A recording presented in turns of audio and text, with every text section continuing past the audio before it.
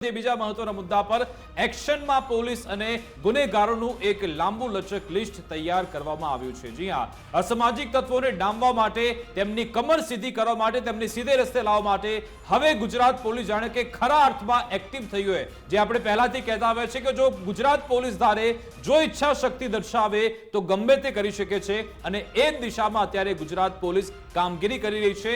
કદાચ હું પહેલીવાર આવી રીતે જોઈ રહ્યું છું કે ડીજીપી લેવલથી આવા આદેશ આપવામાં આવે પોલીસ કમિશનરને, તમામ તેમના તાબા હેઠળના અધિકારીઓને કે ભાઈ તમારી પાસે 100 કલાકનો સમય છે, 100 કલાકમાં એક લિસ્ટ તૈયાર કરો અને એ ગુનેગારો, એ લુખ્ખા તત્વોને વીણીને સીધા કરો। અને હવે એ દિશામાં મોટું પગલું લેવામાં આવ્યું છે, કારણ કે ગુનેગારો પર તૂટી પડવા માટે ગુજરાત પોલીસ તૈયાર છે। રાજ્યના 15 મોટા બુટલેગર ગુનેગારોની એક યાદી તૈયાર કરવામાં આવી છે, જેમાં જુગારીઓ, બુટલેગર, ગેરકાયદેસર મિલકત ધરાવનાર લોકો, તેમના પર બુલડોઝર ફરી વળશે। જેમાં ઘણા બધા એવા નામ છે, ગુનેગારોના નામ છે કે જે તે એરિયાના પોતાને બાદશાહ સમજે છે, પોતાને એરિયાનો હીરો ગુંડો સમજે છે, પરંતુ હવે પોલીસ તેમની અક્કલ ઠેકાણે લાવવાની છે। તેમના તમામ ગેરકાયદેસર આશયના તૂટી જશે અને તેમનો આતંક પણ એ વિસ્તારમાંથી ખતમ કરવા માટે જે પોતપોતાના એરિયા લઈને બેસી ગયા છે, પોતાની ગેંગ ચલાવે છે, એ ગેંગનો પણ સફાયો પોલીસ કરવા જઈ રહી છે।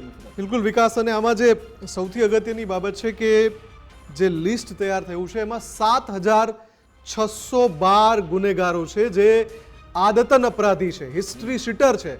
7612 આટલા બધા અસામાજિક તત્વો છે જેનું લિસ્ટ તૈયાર થયું છે, જેની સામે પોલીસ કાર્યવાહી કરવાની છે। જેમાં 3264 બુટલેગર છે, 516 જુગારી છે અને મોટા જુગારી છે જેમના નામ ચડેલા છે ઓલરેડી, અને જેમણે આ જુગારના આખા અડ્ડા ચલાવતા હોય એવા લોકો। 2149 એવા લોકો છે જેમણે અન્યો પર હુમલા કર્યા છે। 958 આરોપી એવા છે કે જેમણે મિલકત સંબંધી ગુના કર્યા છે। 179 ખનન માફિયાઓની પણ યાદી છે। આ તમામના જે ગેરકાયદે દબાણ છે અને એમણે જે આર્થિક વ્યવહાર કર્યા છે, બંનેની તપાસ થવાની છે। ગેરકાયદે દબાણ કર્યા હશે ત્યાં બુલડોઝર ફરી વળશે। અત્યાર સુધીમાં 59 લોકો સામે પાસા કરી દેવામાં આવી છે, જ્યારે કે 10 અસામાજિક તત્વોને તડીપાર કરવામાં આવ્યા છે, જ્યારે 724 અસામાજિક તત્વોની અટકાયત કરાઈ છે। આ તમામ જે હું આંકડા બોલી રહ્યો છે ગુજરાત પોલીસે જાહેર કરેલા આંકડા છે। છેલ્લા 72 કલાકમાં જે કામગીરી થઈ છે એના આંકડા છે।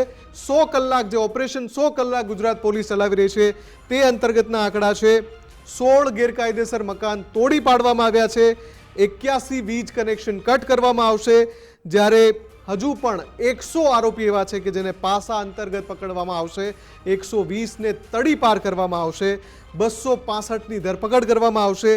200 જેટલા સ્થળોએ ડિમોલિશનની કામગીરી થશે અને 225 જેટલા વીજ કનેક્શન કપાશે। આને કહેવાય પોલીસનો સિંઘમ અવતાર, આને કહેવાય ગુજરાત પોલીસની ઈચ્છા શક્તિ। ગુજરાત પોલીસના સામર્થ્ય પર જ્યારે પણ અમે વાત કરી, ક્યારેય શંકા નથી કરી કે ગુજરાત પોલીસના સામર્થ્યમાં કોઈને શંકા ના હોઈ શકે। ગુજરાત પોલીસ આ દેશનું એવું યુનિટ છે કે જે અવારનવાર કરી ચૂક્યું છે, કરી બતાવ્યું છે। હમણાં બહુ તાજો કિસ્સો છે, જ્યારે નારીનું જે હનન થતું હતું એના વાયરલ જે વિડીયો વેચવામાં આવતા હતા ટેલિગ્રામ પર, એ કૌભાંડ કેટલા બધા રાજ્યોમાં ચાલતું હતું, પકડી પાડ્યું ગુજરાત પોલીસે।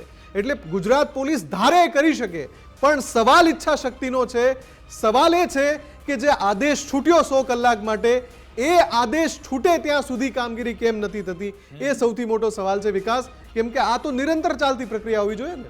અને આ તો એમને ખબર જ છે, જે પણ પીઆઈ હોય છે એમને ખબર હોય છે એ એરિયામાં કયો રીઢો ગુનેગાર ફરી રહ્યો છે, કયો એવો ચોર તત્વ છે, કઈ એવી ટોળકી છે જે એક્ટિવ છે, પરંતુ એમને સમય આવે ત્યારે જ પકડવામાં આવે છે। અને આપણે હંમેશાથી સવાલ ઉઠાવતા હોય છે કે ભાઈ પ્રી એક્ટિવ પગલાં કેમ લેવામાં નથી આવતા, પહેલાથી કેમ પગલાં લેવામાં નથી આવતા। આ તમે 4 થી 5 અલગ અલગ દ્રશ્યો જે બદલાતા રહેશે તમે જુઓ કે આ તવાઈ બોલાવવામાં આવી છે। જે પણ એવા ગુંડા તત્વો છે કે જે પોતાની અપ્રમાણિક કમાણીથી આવા ગેરકાયદેસર કામ કરે છે, ગેરકાયદેસર બાંધકામ કરે છે, એને હવે તોડી પાડવામાં આવી રહ્યા છે।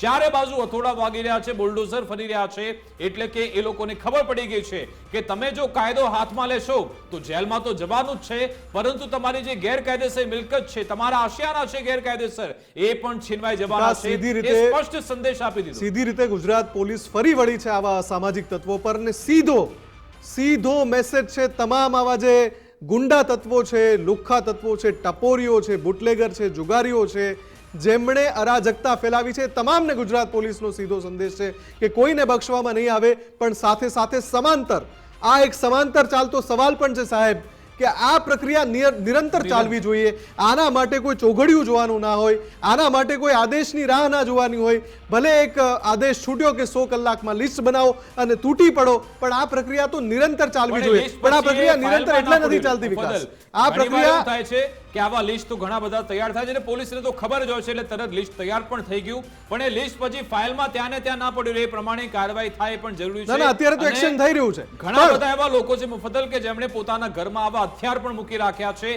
એમની પણ ઝડપી થવી જોઈએ, પણ તપાસ થવી જોઈએ. અને સૌથી મોટું દૂષણ ગુજરાતમાં ડ્રગ્સ અને દારૂનું છે. આ બધી જો હટાવવામાં આવશે તો મોટા ભાગનો સફાયામાં થઈ જશે મને લાગે છે. અને એના માટે ગુજરાત પોલીસે હવે ઈચ્છા શક્તિ દર્શાવી છે. વિકાસ આમાં આ એક્શન નિરંતર ચાલવી જોઈએ. અત્યારે આ કામગીરી કરી, તમે આ અઠવાડિયું ચલાવ્યું કે 15 દિવસ આ અભિયાન ચલાવ્યું, પણ એ અભિયાન નિરંતર ચાલવું જોઈએ. જેમ હેલ્મેટ માટે તમે વારંવાર ડ્રાઈવ કરો છો જેથી લોકોને હેલ્મેટની આદત પડે, એ જ રીતે આવી રીતે જો તમે નિરંતર પ્રક્રિયા ચલાવશો તો આ અસામાજિક તત્વોને ડર પેશે તમારો કે હા ગુજરાત પોલીસ છે, અને પછી અમદાવાદના રસ્તાઓ પર સરા જાહેરમાં તમારી આબરૂની નીલામી આ લોકો નહીં કરે જો તમારો ડર હશે. બિલકુલ. કેટલા સમયથી સ્થિતિ એવી થઈ હતી કે જાણે કે ખાખી કશું છે જ નહીં, એ રીતને આ અસામાજિક તત્વો વધતા હતા. પરંતુ મને હવે લાગી રહ્યું છે કે ચોક્કસથી આ લોકોના મનમાં ડર પેસી ગયો છે, કારણ કે જ્યારે ઘર જાય છે ને ત્યારે એમને ખબર પડે છે કે આપણે તો રસ્તા પર આવી ગયા. ભલે બહાર તમે ગમે એટલી લુખ્ખાગીરી કરી લો, પરંતુ તમારી પાસે ઘર જ નહીં હોય તો કેવી રીતે રહેશો, એ સીધો જો સ્પષ્ટ સંદેશ આપવામાં આવી રહ્યો છે. અને બીજી મહત્વની બાબત, કેટલાક એવા ભ્રષ્ટ પોલીસ કર્મી હજુ પણ આપણી સિસ્ટમમાં છે કે જે લોકો જ આવા બુટલેગર અને લુખ્ખા તત્વોને પોષણ આપે છે, એમની પાસેથી હપ્તો પણ લે છે. એમનો પણ સફાયો કરવો જરૂરી છે. સાહેબ, એક લિસ્ટ એમનું પણ તૈયાર કરજો. અમારી વિશેષ રજૂઆત મુદ્દાની વાત અંતર્ગત બસ આટલું જ. આપ જોતા રહો ગુજરાત ફર્સ્ટ ન્યૂઝ. નમસ્કાર.